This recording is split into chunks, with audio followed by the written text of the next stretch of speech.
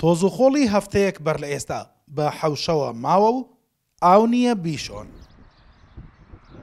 پێش هاتنی وەرزی هاوین کێشەی کەم ئاوی گەیشتە شارۆچکەی شەقڵاوە.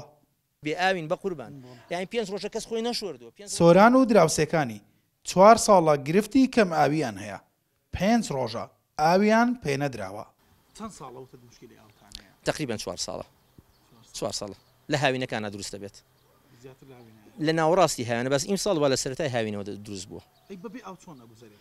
وەڵای بە تەنکەر بیکڕین. ئەتر تەنکەرە ئاو بکڕەوە بە چەند ماڵێ بێت تەنکەرێ بێنین و ئەتر هەر ماڵی مەمنونین بە 20,000 و ئاوە 2 ڕۆژ بەشمان دەکات و ئیتر 2 ڕۆژی تر 20,000 و یان دەبێت تەنکەر بێ یان خۆشبەختانە ئەو ماڵی بەرامبەرمان ماڵە عەرەبە لە فەلوجێ ئیتر وە عیب نەمێ دەرگاکەمان شکاند و چونێتە ژوور و تا دێن و داوای گرت نازاییان لێ بکەین ئاوی ئەوان بەکاردێنین. دانیشتوانی شەقڵاوە ڕەخنەیان لە ئیدارەی سنوورەکە هەیە و دەڵێن بەشی خواردنەوەش ئاویان بۆ دابین ناکەن.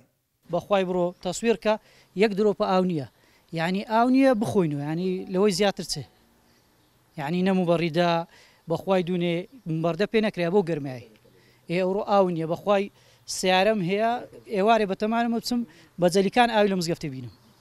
تەلەفۆنمان کردو بۆ قایمقام بۆ مدیری ئاو بۆ میراوەکەی ئێرە هەر ئەلێن بەسەر چاو 2 سەعاتێکە ئەگات بڕۆ گەڕەکانی پشتەوە هەرموو ئاویان هەیە ئێمە نیمانە ماڵ نەگەڕێکی پشتەوەی هەتا ئێستاش لە پێنجشەم و چەند ڕۆژەکە ئاومان نهاتوو یەک قەتر ئاومانی بۆ دەستنێژ ئاومان نییە. کێشەکە ئەوێ ئێستا بەو گەرمەیای ئەمە مارەک و دوومانیە مەزموع ئەخماری زۆری نەمە بێ ئاوین بیدایەتی هاوینیشە ئەگەر لە ئێستاوە ئەمە کێشەی ئاونەوە دروست بیتن ئەو تەواو بگەینە ناو هاوین لەوانەیە کێشەکە زۆر زیاتر بی.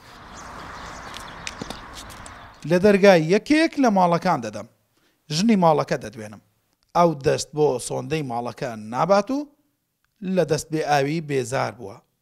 4 ڕۆژ ئاومان نییە خاترەی ئاو وەڵای ئەو گەڕەکە خەوزانە عەدالەت ئێمە بۆ خەفەتە خۆین ئەگە هەموو یەکو یەک بێ کەس قسە ناکە ئەگە هەمووی بێ ئاو بێ کۆڵانی دوسێ کۆڵانی ئەو جومانەوە بەردەوام ئاویان هەیە 24 ساعت 4 ڕۆژ ئاومان بە حەوشیانە کردووە 4 ڕۆژە ناوێرین لە بەم بەردە و لە بە خواردن و لە بە چێشت و شتیوان ناتوانین هیچکەین.